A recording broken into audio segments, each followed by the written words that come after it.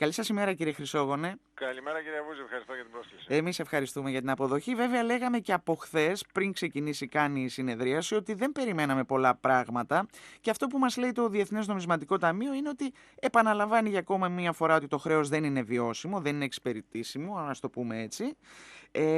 Και από την άλλη, κάνει κάποιες διαπιστώσεις ότι η κοινωνία ελληνική έχει φτάσει στα όρια της. Το περισσότερο και το μεγαλύτερο πλήγμα έχουν δεχτεί οι μισθωτοί. Και συνεχίζει σε αυτά που ξέρουμε όλο αυτό το διάστημα. Εσείς πώς διαβάσατε αυτή την έκθεση, να το πω έτσι, ή τα συμπεράσματα της συνεδρίασης? Νομίζω ότι έχει δίκιο το Διεθνές Νομισματικό Ταμείο σε ό,τι αφορά τη βιωσιμότητα του ελληνικού χρέους. Το ελληνικό χρέος δεν είναι βιώσιμο. Δεν υπάρχει κανένα άλλο κράτος στον κόσμο που να έχει τόσο υψηλό χρέος και μάλιστα χρέος εκφρασμένο σε ένα νόμισμα που δεν το ελέγχει, δεν είναι εθνικό νόμισμα. Δεν μπορεί να εκτυπώσει νόμισμα η Ελλάδα.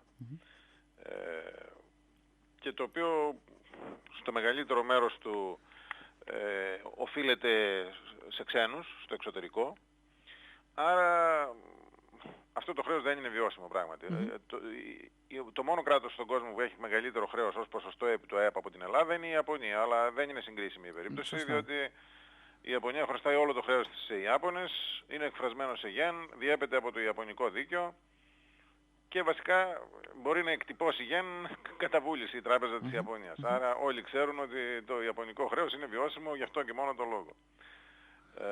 Αντιθέτως εμείς χρωστάμε σε ένα νόμισμα που δεν το ελέγχουμε, σε ευρώ και σε ξένους και μάλιστα σε κράτη, που σημαίνει ότι πρέπει να διαπραγματευτούμε μαζί τους μια εύλογη ελάφρυνση. Και η εύλογη ελάφρυνση είναι μια γενναία ελάφρυνση, όπως το λέει το Διεθνές Νομισματικό Ταμείο, και νομίζω ότι μπορούν να υπάρξουν διευθετήσεις τέτοιες, ώστε χωρίς να φύγει το κεφάλαιο του χρέους, που είναι πολιτικά από πάρα πολύ δύσκολο έως ανέφικτο για τις άλλες ευρωπαϊκές κυβερνήσεις, μπορούν όμως να γίνουν ρυθμίσεις μακράς επιμήκυνσης και μείωσης των επιτοκίων σε τέτοιο σημείο, ώστε να είναι ισοδύναμο ενός κουρέματος, ας πούμε, του κεφαλαίου, του χρέους. Από αυτά τώρα τι προκύπτει, κύριε Χρυσόγονε, από αυτά που δηλώνει το Διεθνές Νομισματικό Ταμείο ουσιαστικά, αλλά και από την έκθεσή του που είχε διαρρεύσει από τις προηγούμενες ημέρες? Τι προκύπτει, ότι θα προχωρήσουμε σε μια συμφωνία? Μέσα στο Φεβρουάριο θα ξεκαθαρίσει το τοπίο. Ακόμα είναι δύσκολο να διακρίνει κανείς το τέλος της διελκυστίνδας μεταξύ Διεθνούς Νομισματικού Ταμείου και Ευρωπαίων, διότι υπάρχουν διαφωνίες σε μια σειρά ζητημάτων και ως προς τους στόχους και ως προς τα μέτρα που απαιτούνται για την επίτευξη των στόχων και ως προς την ελάφρυνση του χρέους και πότε πρέπει να γίνει η ελάφρυνση του χρέους. Εκείνο το οποίο θα είχε ενδιαφέρον να σημειώσει κανείς είναι η χθεσινή τοποθέτηση του Μάριο Ντράγκη, του Προέδρου της Ευρωπαϊκής Κεντρικής Τράπεζας, ότι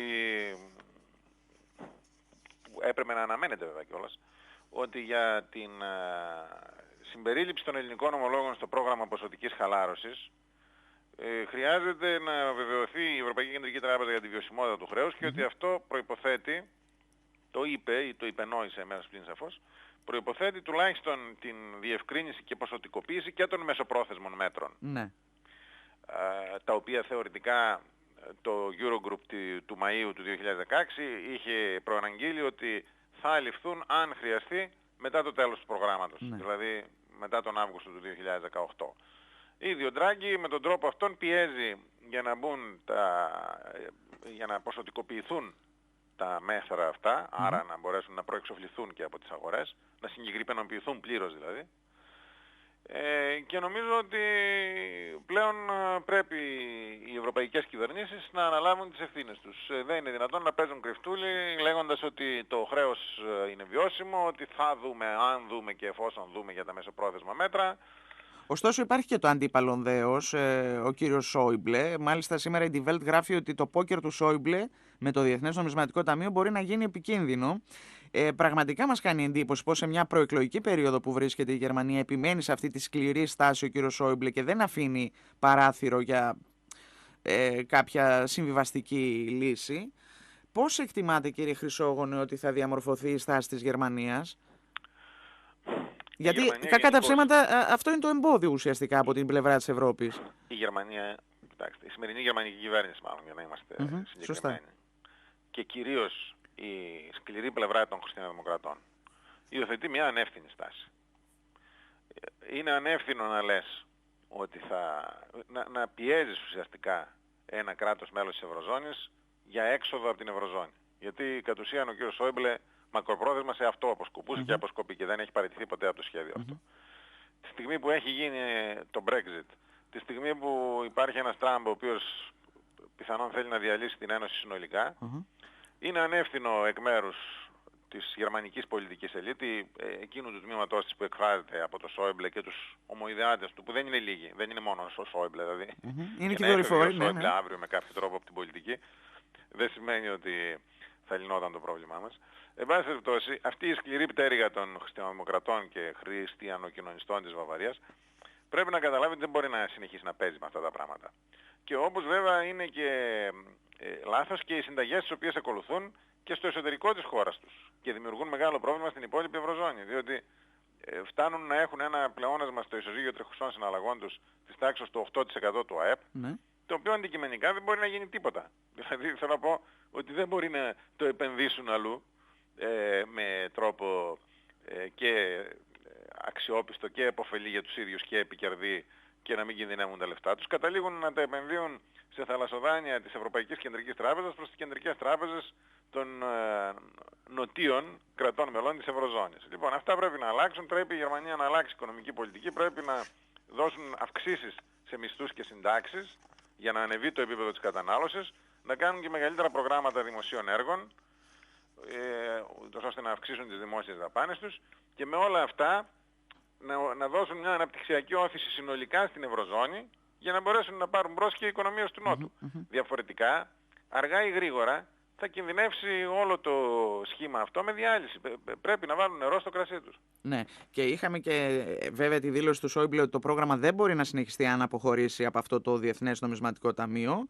Ωστόσο, βλέπουμε ότι δεν λέει και τόσο μεγάλες αλήθειες ο κ. Σόιμπλε στο εσωτερικό της χώρας, γιατί έλεγε ότι απαιτείται άμεσα απόφαση του Γερμανικού Κοινοβουλίου για το ελληνικό πρόγραμμα να αποχωρήσει στο Διεθνές Νομισματικό Ταμείο και βγαίνει η Bundestag και λέει ότι δεν συμβαίνει κάτι τέτοιο.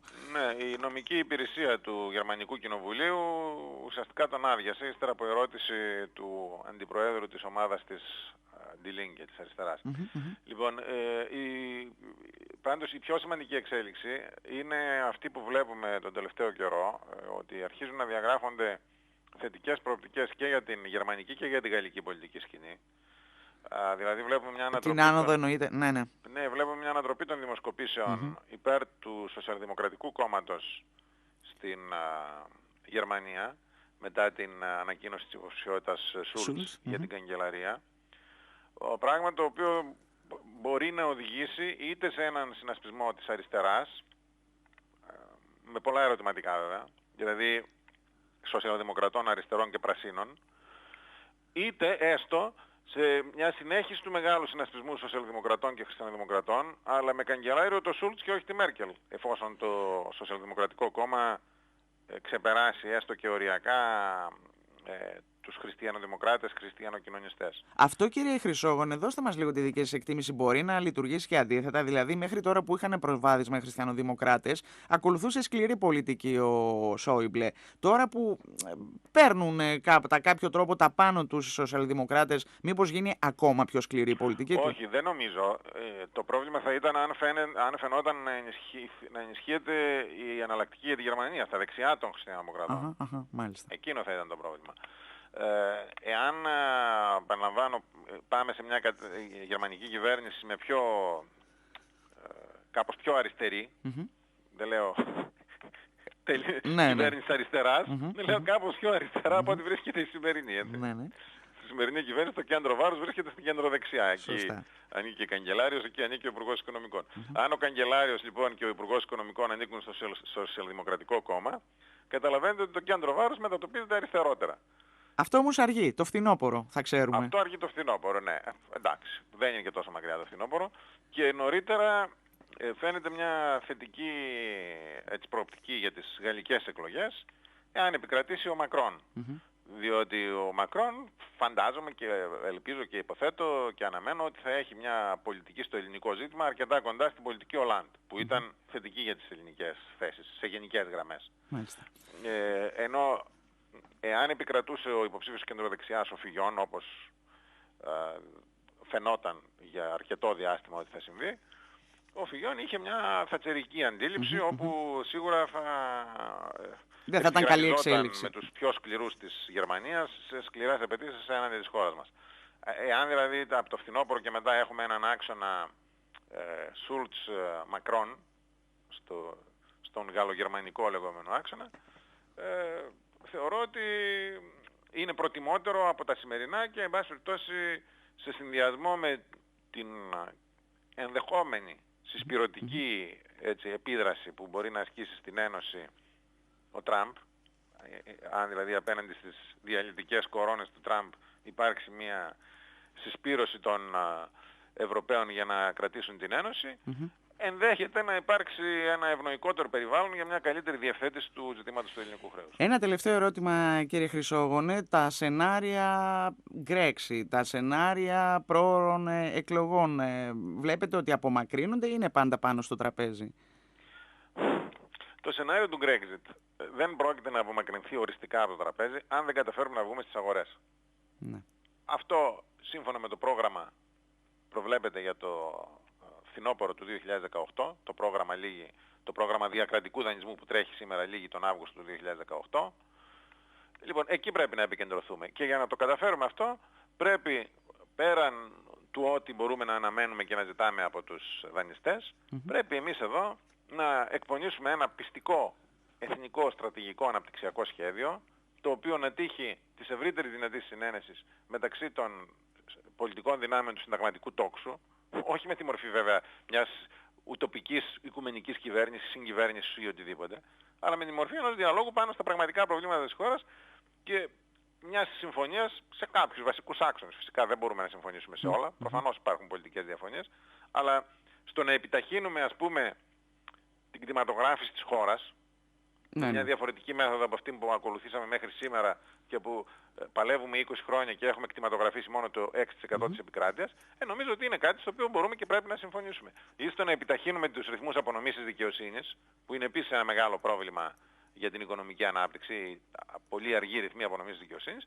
επίσης είναι ένα ζήτημα στο οποίο οφείλουν οι πολιτικές δυνάμεις να κάτσουν κάτω, να το συζητήσουν σοβαρά και να βρεθεί μια λύση, η οποία θα γίνει αποδεκτή ευρέως και η οποία δεν θα έρθει να ανατραπεί από την επόμενη ή τη μεθεπόμενη κυβέρνηση όποτε και αν υπάρξουν κυβερνητικές αλλαγές.